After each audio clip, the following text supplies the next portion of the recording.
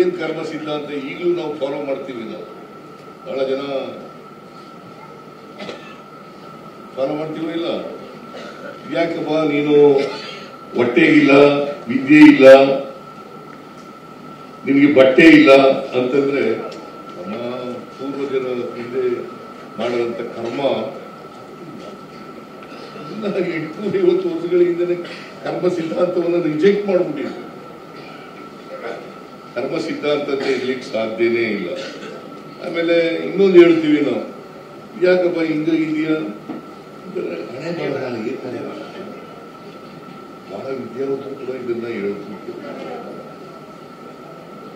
ಅದಕ್ಕೆ ವೈಚಾರಿಕತೆಯಿಂದ ವೈಜ್ಞಾನಿಕತೆಯಿಂದ ಕೂಡಿರ್ತಕ್ಕಂಥ ವಿದ್ಯೆ ಬಂದಾಗ ಮಾತ್ರ ಇದಕ್ಕೆಲ್ಲ ಪರಿಹಾರ ಸಿಗಲಿಕ್ಕೆ ಸಾಧ್ಯ.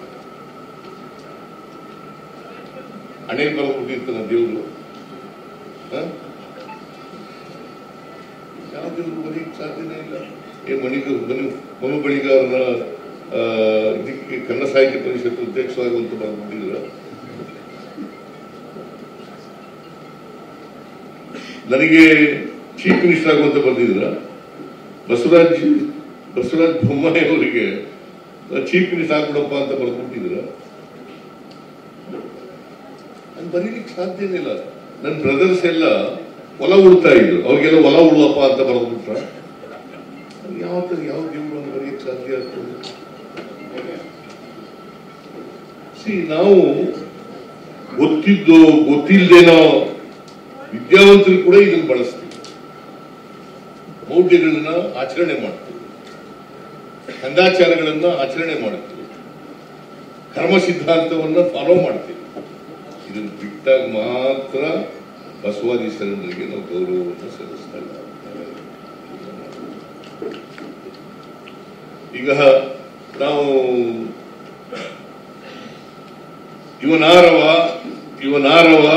ಇವನಾರವ ಎಂದೆನಿಸದಿರಯ್ಯ, ನಮ್ಮವ ಎಂದೆನಿಸಯ್ಯ, ನಿನ್ನ ಮನೆಯ ಮಗ ಎಂದೆನಿಸಯ್ಯ, ಕೂಡಲ ಸಂಗಮ ದೇವ ಅಂತ ಬಸವಾದಿ ಶರಣರು ಅದನ್ನು ಹೇಳುತ್ತಲೇ ಇರ್ತೀವಿ. ವಚನನ ಹೇಳುತ್ತಲೇ ಇರ್ತೀವಿ. ಬಸವಣ್ಣವರು ಹೇಳಿದ್ರು ಅಂತ ಅದಕ್ಕೋಸ್ಕರ ವಚನ ಹೇಳ್ತಾ ಇರೋದು. ಆ ವಚನ ಹೇಳ್ಬಿಟ್ಟು ಆಮೇಲೆ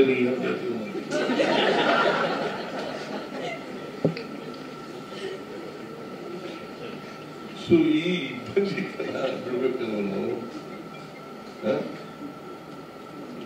ಅದ್ ಬಿಟ್ಟಾಗ ಮಾತ್ರ ಬಸವಾದಿ ಶರಣರಿಗೆ ನಾವು ಗೌರವ ಸಲ್ಲಿಸಿದಾಗ ಅದನ್ನ ಮಾಡ್ಬೇಕು. ಯಾಕಂದ್ರೆ ನಮ್ಮ ಸಮಾಜದಲ್ಲಿ ಇವತ್ತು ಕೂಡ ಆರ್ಥಿಕ ಅಸಮಾನತೆ, ಸಾಮಾಜಿಕ ಅಸಮಾನತೆ, ರಾಜಕೀಯ ಅಸಮಾನತೆಗಳಿದ್ದಾವೆ. ಇದೆಲ್ಲ ಹೋಗಲಾಡಿಸ್ಬೇಕಾದ್ರೆ, ಸಮಾಜ ನಿರ್ಮಾಣ ಆಗ್ಬೇಕಾದ್ರೆ ಬಸವಾದಿ ಶರಣರು ಕಂಡಿದ್ದಂತ ಕನಸು ಅದು ನನಸಾಗಬೇಕಾದ್ರೆ, ಯಾಕಂದ್ರೆ ಸಮಾನತೆಯ ಸಮಾಜ ಅಂತ ಕನಸು.